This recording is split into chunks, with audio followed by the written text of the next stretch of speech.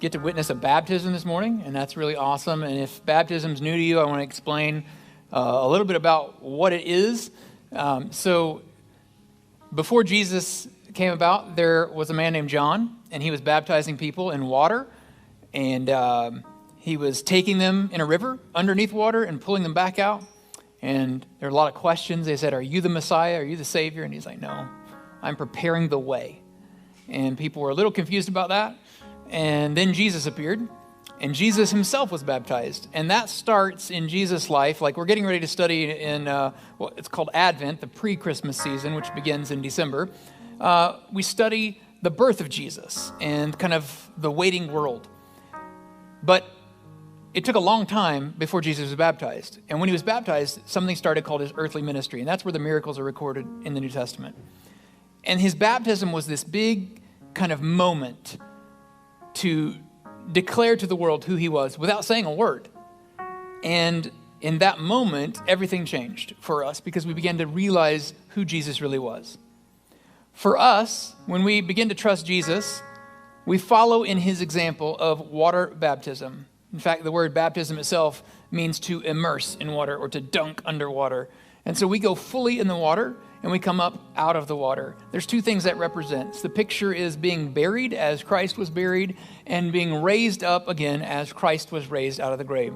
And so in that way, we symbolize, through the same exact thing Jesus did, we symbolize what he did for us and what God has accomplished through the life, the death, and the resurrection of Jesus.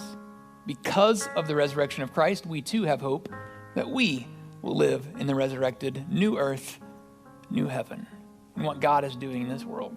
And so today we get to be a part of that. Now the cool thing about this story, as Alex is going to come in just a minute, is his mom and dad were also baptized in this baptistry, and sister too. And so it's really cool to get to be a part of their story. And I don't remember how many years ago that was, but it's been a long time, and I had much less gray hair.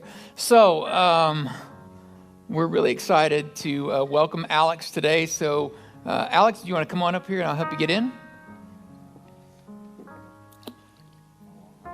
Just sit right there, okay?